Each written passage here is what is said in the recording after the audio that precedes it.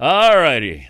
Big movie. Maybe you've heard of it. Happy Gilmore 2. It's available now on Netflix, and one of the stars is Christopher McDonald. He is Shooter McGavin.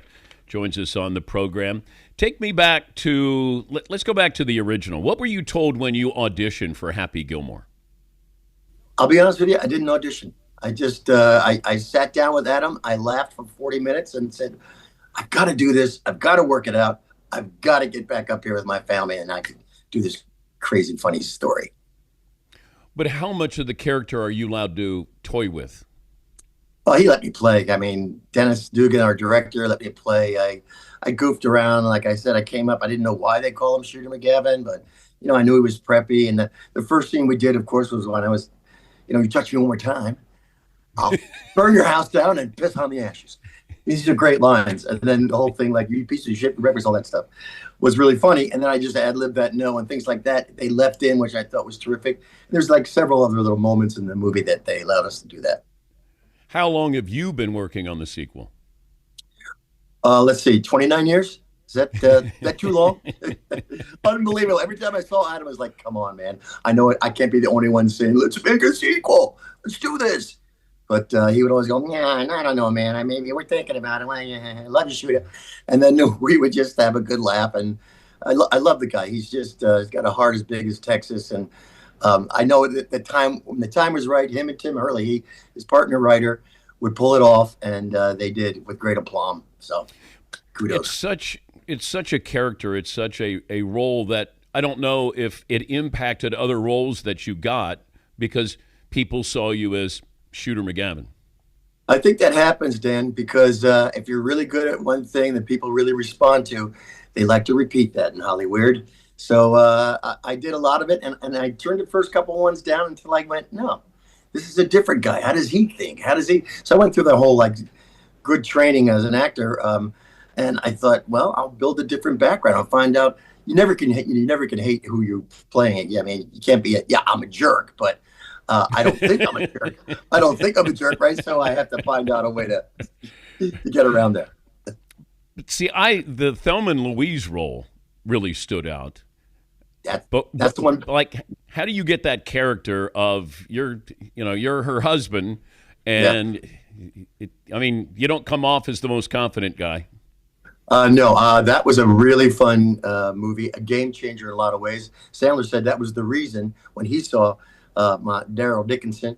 I said, that guy's great. You look like an athlete. He's funny. He's also a jerk, and it's on a good level. So they were looking out, and he said, I wanted Chris McDonald for this.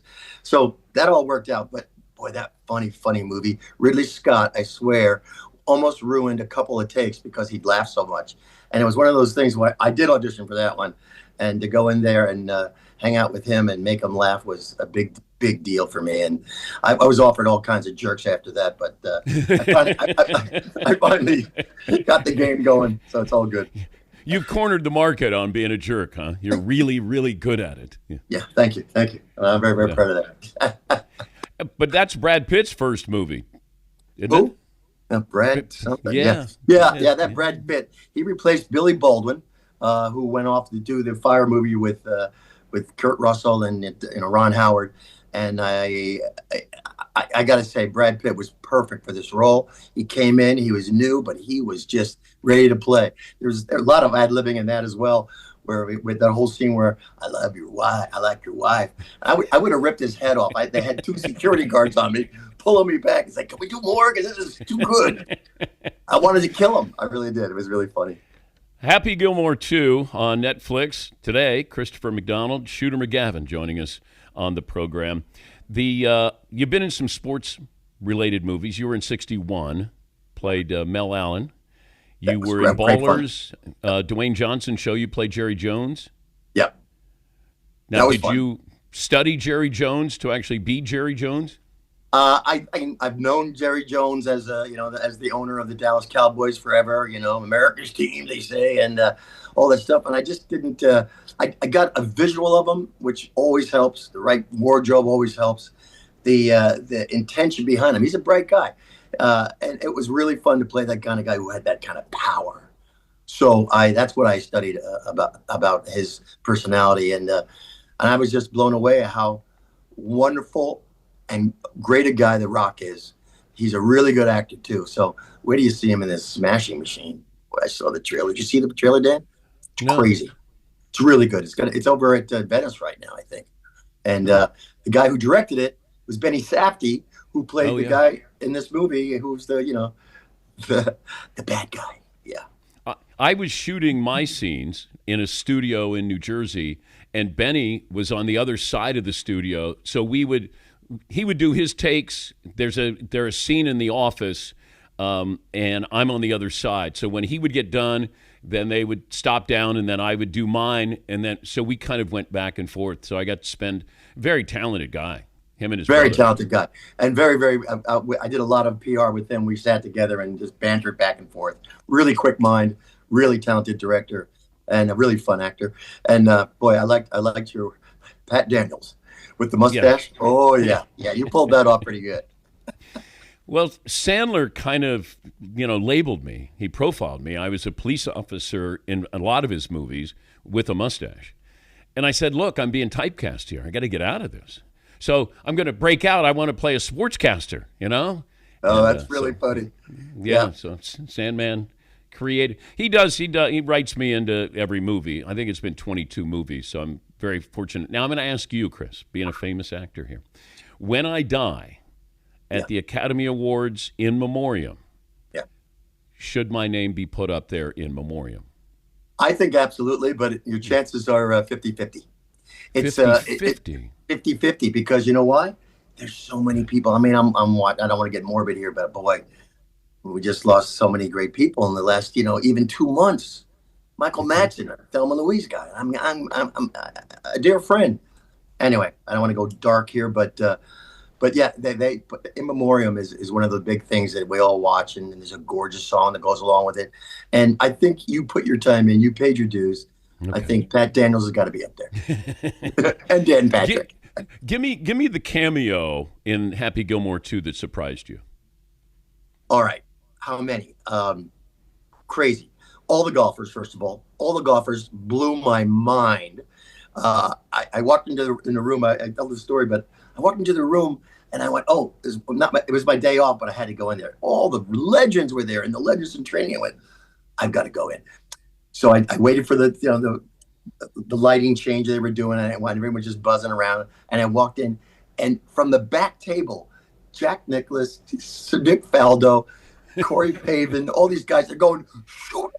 And they pulled the guns up. I said, freeze this moment in my mind. And then of course, the guys, Scheffler and everybody else, and JT and all the guys were all going pulling the guns out too. So it was a very funny entrance, and I'll never forget it. It was pinch me time.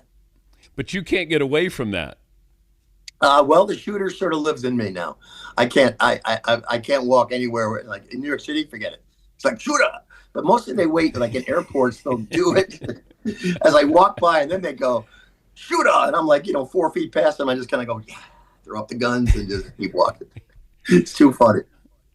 Congrats on helping get this done, Chris. I appreciate it. I'm so over the moon. I got to tell you, Dan, it's just thrilled. All the guys in this movie all the golfers showed up. They kicked ass. They were just so funny, and I love Scotty Scheffler's little button on the end of this movie. He was good enough to make fun of himself with the arrest, and I just hope it breaks Netflix as that big boxing match did. That would be great, having all these people watch it. Thank you, bud. My pleasure, Dan. Thanks for having me, brother. That's Shooter McGavin, Christopher McDonald. And movie comes out today.